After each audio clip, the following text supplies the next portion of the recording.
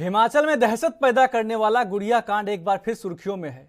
Congress party की प्रदेशाध्यक्ष प्रतिभा सिंह के दिए गए बयानों पर बीजेपी एक बार फिर मुखर हो गई है।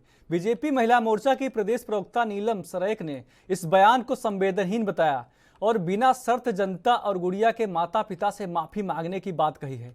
इस विषय पर नीलम सरेक ने एएनबी न्यूज से खास बातचीत की। 2017 में हुआ गुड़िया कांड आज भी लोगों के दिलो दिमाग में दहशत पैदा करता है। उस वक्त की तत्कालीन कांग्रेस सरकार इस कांड के कारण काफ़ी सवालों के घेरे में भी आई थी। इस जो कांड की जो जांच है वो सीबीआई को भी सौंपी गई थी, लेकिन बावजूद उसके लोग इस कांड की जो ये मामला हुआ था, इसकी जो जांच थी उससे संतुष्ट नहीं थे। एक बार फिर इलेक्शन आने वाले हैं, विधानसभा चुनाव नज़दीक है और उस यही गुड़िया कांड जो 2017 में एक सरकार बदलने का एक बड़ा कारण बना था, एक बार फिर राजनीति के केंद्र बिंदु में आता लग रहा है। पिछले कल ही जो कांग्रेस के प्रदेश अध्यक्ष है, उन्होंने एक बयान दिया इस कांड को लेकर और जो उनका ये बयान है वो काफ़ी गर्मा गया है। इस पर जो है प्रदेश की जो भाजपा महिला मोर्चा की जो प्रवक्ता हैं, वो इस वक्त हमारे साथ मौजूद हैं बात करने के लिए। नीलम जी, सबसे पहले आप बताइए कि जो कांड हुआ था इसके बारे में आप क्या बताएंगे? देखिए, अभी जो पिछले कल हिमाचल प्रदेश कांग्रेस की अध्यक्षा श्रीमती प्रतिभा सिंह जी का जो बयान आया है, नारी संवेदनहीनता वाला बयान, अत्यंत आपत्तिजनक बयान है, जिसकी हम जितनी निंदा करें उतनी कम है। कड़े शब्दों में हम एक तरह से कह जाए तो उसकी निंदा करते हैं। एक महिला होते हुए आप एक बेटी और एक नारी के लिए ऐसी सोच रखती है, बहुत ही दुर्भाग्यपूर्ण है।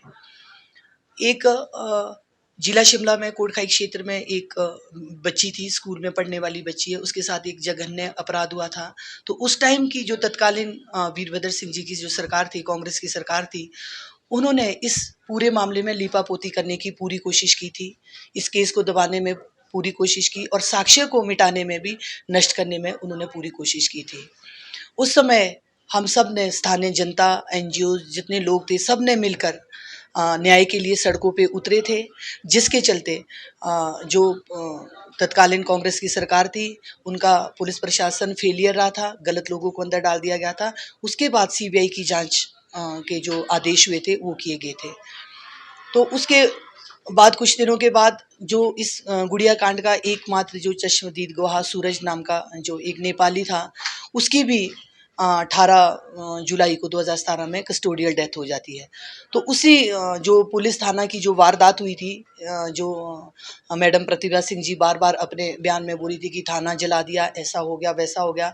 तो वो थाना उसलिए जला था कि जो रात को चुपचाप वहाँ पे जो एक कस्टोडियल डेथ हुई थी, उसके विरोध में स्थानीय जनता ने विरोध प्रदर्शन किया था और एक वारदात थी जिसको जो वो वारदात हो गई थी। और उसी उसके चलते हम आज तक केस भुगत रहे हैं। स्पेशली में हमारे ऊपर इतने चार्जेस लगे हैं, चोरी, डकैती, आगजनी, सारे, हाँ, हम लोग 48 लोग जो है जो इसमें नामजद किए गए हैं, उसमें जो प्रमुखता से मुझे उसमें किया गया है, आज भी हम बेल पे हैं और ये सब भुगत रहे हैं। तो मेरा जो आदरणीय प्रतिभा सिंह जी, जो हमारी सांसद भी है मंडी संसदीय क्षेत्र से और कांग्रेस पार्टी की अध्यक्षा भी है, और सबसे बड़ी बात एक महिला भी है, और एक महिला होते हुए आप एक बेटी के लिए इस तरह की सोच रखती है, ये आपकी रजवाड़ाशाही वाली जो मानसिकता है उसको दर्शाता है। जो कांग्रेस पार्टी नारी सशक्तिकरण और नारी उत्थान की बड़ी बड़ी बातें करते हैं ये लोग, तो ये नारी के प्रति कितना आदर और सम्मान रखते हैं, ये भी इनकी जो सोच है इसको बताता है कि नारी के प्रति ये कितनी संवेदना रखते हैं, कितनी। और मैं प्रतिभा सिंह जी से मैं चाहती हूँ कि जो आपने ये बयान दिया है, गुड़िया कांड जो एक जघन्य अपराध था, जो समूचे प्रदेश, पूरी देवभूमि को जिसने शर्मसार किया था, आप इसको एक छोटी सी घटना बताती है। मैडम, आपको ये छोटी सी घटना लगती है, लेकिन हमारे क्षेत्र की बेटी के साथ एक जघन्य अपराध हुआ था, तो पूरे क्षेत्र की जनता और पूरा जो प्रदेश है वो उस बेटी के साथ उस टाइम खड़ा था।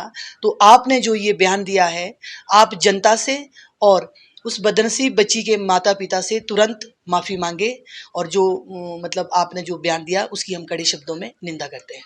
नीलम जी, आपको लगता है कि राजनीति के केंद्र में जिस तरह जो महिला सशक्तिकरण की हम लगातार बातें करते हैं, भाजपा भी इसके उसको केंद्र में रखती है कि महिलाओं को हम सशक्त कर रहे हैं। लेकिन उसके बावजूद महिलाओं को लेकर इतनी संवेदनहीनता लगातार हर बयानबाज़ी में महिलाओं को अब खींचा जा रहा है। जो इस बार की हम स्पेशली बात करें, तो लगातार चाहे नेता प्रतिपक्ष की बात ले लें, चाहे प्रतिभा सिंह की बात ले लें या कोई और बयान भी देखें, तो महिलाओं को जो इस तरह से टारगेट किया जा रहा है, उसको आप किस तरह से लेते हैं? ये बहुत ही दुर्भाग्यपूर्ण है। जैसे अभी हाल ही में नेता प्रतिपक्ष श्री मुकेश अग्निहोत्री जी ने जो माननीय मुख्यमंत्री के उसमें जो बयान दिया, उनकी भी हम कड़े शब्दों में निंदा करते हैं। राजनीति अपनी जगह है, इससे पहले भी राजनीति होती रहती थी, एक दूसरे के प्रति बयानबाजी होती थी, लेकिन इस तरह की छोटी सोच रखना और महिलाओं को घसीटना, मतलब ईजिली जो महिलाओं को टारगेट करते हैं, इसका हम कड़े शब्दों में विरोध करते हैं और इसके ऊपर संज्ञान लेना चाहिए कि जो इस तरह की जो ये मानसिकता है, पुरुष मानसिकता हम इसको कह सकते हैं, तो उसकी भी हम कड़े शब्दों में निंदा करते हैं। और विशेष तौर पर जो मुकेश अग्निहोत्री ने अभी हाल ही में माननीय मुख्यमंत्री के संदर्भ में जो बयान दिया है, उसके लिए हम समस्त मतलब महिला हम उसका विरोध करते हैं और कड़े शब्दों में निंदा करते हैं। और रही बात महिला सशक्तिकरण की, तो मैं आपको एक बात बता देना चाहती हूँ कि वो भारतीय जनता पार्टी ही है जिसने महिला सशक्तिकरण के लिए बहुत काम किया है। आप मुझे कांग्रेस पार्टी का एक भी ऐसा एजेंडा बताइए, एक भी ऐसा काम बताइए जो उन्होंने महिलाओं के लिए किया हो, नारी उत्थान के लिए किया हो या नारी सशक्तिकरण के लिए किया हो। जहाँ तक हमें जान पड़ती है, जहाँ तक हमें ज्ञात है, तो जब भारतीय जनता पार्टी की सरकार आदरणीय धूमल जी के नेतृत्व में हिमाचल प्रदेश में काम करी थी, जो 50% आरक्षण स्थानीय निकाय और पंचायती राज संस्थाओं में दिया था, वो माननीय धूमल जी की बीजेपी की सरकार ने दिया था। उसके अलावा करवा चौथ, भैया दूज, रक्षाबंधन की जो छुट्टियाँ थी, वो भी उन्होंने ही दी थी। एक नारी सशक्तिकरण के लिए एक जो पहल की थी। उसके अलावा अगर आप देखेंगे कि संगठन में हर मेन पद पे जो है भारतीय जनता पार्टी में महिलाओं को विशेष तरजीह दी जाती है। और अभी आप हाल ही में उपचुनाव में देखेंगे तो महिलाओं को टिकट दिया गया, जिसमें मैं एक जीता जागता मैं सबूत हूँ। मुझे एक महिला होने के नाते मुझे ये गौरव जो पार्टी की तरफ से मिला, इसके लिए भी मैं भारतीय जनता पार्टी का, हमारे शीर्ष नेतृत्व का, माननीय मोदी जी का, अमित शाह जी का और नड्डा जी का और प्रदेश नेतृत्व का आभार व्यक्त करती हूँ। अभी आप हाल ही में देखेंगे कि भाजपा की जो राष्ट्रपति हमारी जो महामहिम जो हमारी आदरणीय मुर्मू जी को बैठाया गया है, महिला नारी उत्थान और नारी सशक्तिकरण के लिए भारतीय जनता पार्टी ने बहुत काम किया। दूसरी तरफ कांग्रेस पार्टी, जहां तक मुझे लगता है कि कांग्रेस ये हमेशा नारी विरोधी रही है और ये बातें बड़ी बड़ी करते हैं, लेकिन मैं ये आज आपके माध्यम से उनसे पूछना चाहती हूँ कि एक भी ऐसा काम बताएं जो उन्होंने नारी सशक्तिकरण और नारी उत्थान के लिए प्रदेश के अंदर किया है। नीलम जी, ये अभी हाल ही में जयराम ठाकुर जी की सरकार ने, आप देखो, महिला उज्ज्वला योजना, आप देखो ये उज्ज्वला योजना, गृहिणी सुविधा योजना, और अब सबसे बड़ा काम जो 50% जो आरक्षण महिलाओं को उसमें कटौती जो इसमें की है बसों में किराए के लिए, ये महिला सशक्तिकरण की ओर एक बहुत बड़ा कदम है। इसके अलावा बहुत सारी योजना महिलाओं के लिए, मदर टेरेसा योजना, मुख्यमंत्री कन्यादान योजना है और बहुत सारी अनगिनत ऐसी योजना और है जो महिलाओं को इंगित कर, महिलाओं को मद्देनजर रखते हुए आदरणीय जयराम ठाकुर जी की सरकार ने हाल ही में जो लॉन्च की है। तो इसीलिए मैं समस्त महिलाओं की ओर से भारतीय जनता पार्टी की सरकार का, माननीय मुख्यमंत्री जी का भी धन्यवाद करना चाहती हूँ। नीलम जी, जो गुड़िया कांड था, ये इसको आपने खुद इसके आंदोलन को नेतृत्व किया था और आपको पता है एक बड़ा जघन्य हत्याकांड, ये एक कांड था, अपराध था। तो इसमें जो जांच है वो आज भी सवालों के घेरे में, उससे कितनी संतुष्ट है आप? जो हाई कोर्ट का जो वर्डिक्ट आया था, जो सीबीआई ने इस मामले में जांच की थी, आज भी वो सवालों के घेरे में, तो कितना उससे आप संतुष्ट मानती हैं? देखिए, माननीय कोर्ट का जो वर्डिक्ट आया, उसमें मैं कुछ नहीं कहना चाहूँगी। तो इसमें मैं कुछ नहीं बोलना चाहूँगी। लेकिन जहाँ तक जांच का बात है, अगर गुड़िया के माता पिता चाहते हैं कि वो ओपन करें, तो हम उनके साथ हैं, तो जो भी मदद होगी तो हम करेंगे। जिस तरह आपने बताया कि भाजपा का जो जुब्बल कोटखाई में आपको उपचुनाव में टिकट मिला था, एक बड़ी हार का आपको सामना करना पड़ा था। क्या लगता है कि ये जो नेतृत्व आपने जो आंदोलन में किया था, उसको लेकर कुछ था, या भाजपा में वहाँ पे महिला जो नेता थे उसकी स्वीकार्यता नहीं थी? देखिए, जब किसी आम घर की महिला को, एक आम घर से जब किसी को टिकट मिलता है, तो समाज उसको स्वीकारने में बहुत समय लेता है, क्योंकि जो समाज के लोग होते हैं, हम भी एक सामाजिक प्राणी, उसी समाज में रहते हैं, तो उनको शायद ऐसा लगता होगा, ये मेरा अपना पर्सनल अनुभव है, कि किसी का पोता, किसी का बेटा, यही शायद आगे उनकी विरासत को ले जा सकता है। अगर किसी आम घर के लोगों को इस तरह का नेतृत्व करने का मौका मिलता है, पता नहीं उनमें वो क्षमता होती है कि नहीं, एक आम धारणा ये बनी होती है। लेकिन धीरे धीरे सब चीज़ें सामान्य हो जाएगी। अब महिला को आने वाले समय में बहुत कुछ मिलने वाला है। भारतीय जनता पार्टी प्रतिबद्ध है और वचनबद्ध है कि महिलाओं को वो अच्छी वो तरजीह देगी आने वाले विधानसभा चुनाव में। जी।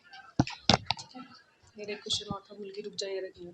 प्रेम जी, जिस तरह से आपने जो प्रदेश अध्यक्ष हैं कांग्रेस की, उनके बयान को खंडन किया, तो अगर वो बिना शर्त माफ़ी नहीं मांगती है, तो आने वाले दिनों में भाजपा महिला मोर्चा का क्या रुख रहेगा? देखिए भाजपा महिला मोर्चा पूरी कोशिश करेगा कि आने वाली इसको व्यापक तौर पे मतलब एक उस पे आंदोलन करेगी और वो जो हमारी जो प्रतिभा सिंह है ये सांसद भी है और अध्यक्षा भी है। हम चाहेंगे कि वो अपने इस बात के लिए जो उन्होंने एक गुड़िया कांड को एक मामूली सी घटना को करार दिया है, तो वो अपनी इस बात के लिए वो माफ़ी मांगे और माफ़ी मांगना बहुत ज़रूरी है, नहीं तो महिला मोर्चा आने वाले टाइम में इसके लिए बड़ा आंदोलन करेगी। जी, धन्यवाद आपका बात करने के लिए। ये थी प्रदेश महिला मोर्चा की प्रवक्ता नीलम सरेख। इन्होंने बताया कि जो कांग्रेस की जो प्रदेशाध्यक्ष है, अगर वो माफ़ी नहीं मांगते हैं, तो आने वाले दिनों में भाजपा महिला मोर्चा एक बड़ा आंदोलन भी हिमाचल में कर सकती है।